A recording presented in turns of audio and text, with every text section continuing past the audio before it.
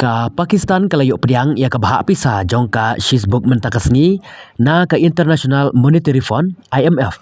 Bat ha kene ka kenti kalayok hadu waypoint R billion dollar kebawan na ka bahak juga Extended Fund Facility ka ba ailat ya ketika ri bahkan siu suki-suki. Lapan tipai ba ya ketika kubor Dhaka Central Bank jongka Pakistan, State Bank of Pakistan mentakasngi ha kebalai tu ba ketika pisah kan sapoi syaka Foreign Exchange Reserve ha kebakut jongka tayo lane jongka kan terik jemang arajar arpusan.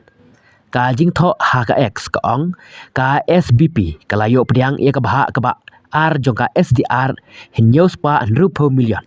Na ka IMF ka badai halor ka EFF program. Katai ke pisah en penyat kam haka Foreign Exchange Reserve jongka SPB na benta katayo kaban kut haka kan terik jemang arajar arpusan.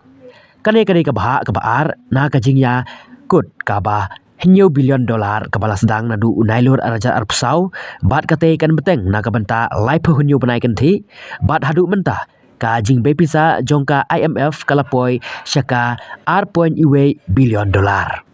Lasio yang ketika pisah hadin ka jialang jongka Executive Board jongka IMF kabalalong haka kendai terik jemang arajar arpusan bat kadai haka ketika jialang lamang syuk sa iwe .1 billion dollar na kabenta kabha kaban pentrikam halor ka Resilience and Sustainability Facility bat kane kanyarap ya kiri bakinya kun persya ya kejingkela jongka mariang bat banlait na kejing penjot baharukom jongka mariang na kaliang jongka India kala persya jur ia ketika kejing be pisah jongka IMF bat kam syam lasim benta setia ha kejing aivot.